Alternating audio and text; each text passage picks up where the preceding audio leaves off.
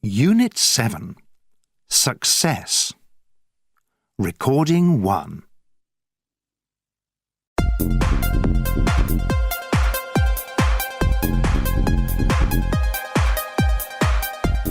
Hello and welcome back to the Focus podcast. I'm Jenny Osman, the editor of Focus, the monthly science and technology magazine from the BBC.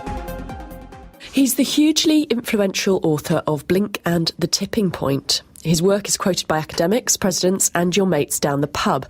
And now Malcolm Gladwell has turned that deft mind of his to a new subject, the science of success.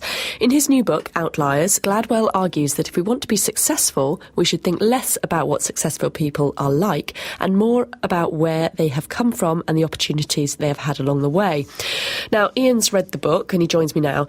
Now, his new book is looking at success. Yes, and what he says is that if we think about somebody like Bill Gates, hugely successful person, and we want to learn from his achievements, then what do we look at? We look at what that man is like. You know, what drives him? What does he do on a day-to-day basis? How can we be more like him?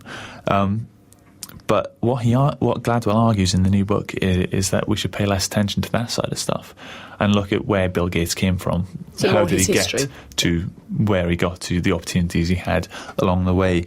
And what he says is that Bill Gates has one thing in common with another very, very successful group of people, the Beatles. So what's that? Well, they both practice what they do, and they practiced a lot. Right. So what does that? How much is a lot?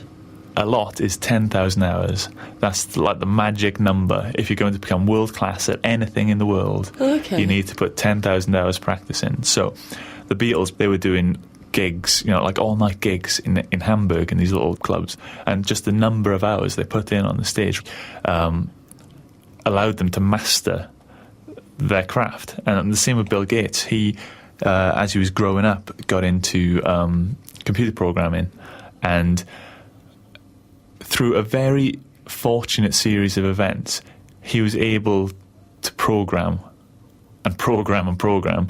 And again, kind of build up that 10 hours. Because he had access to computers at the time when the exactly. the field was developing, timing I guess. as well is Right. so important. You know, you just happen to go to a university where he'd have access to a computer programming unit. I mean, this was, you know, back in the 60s and 70s when computers were you know, the size of rooms and stuff.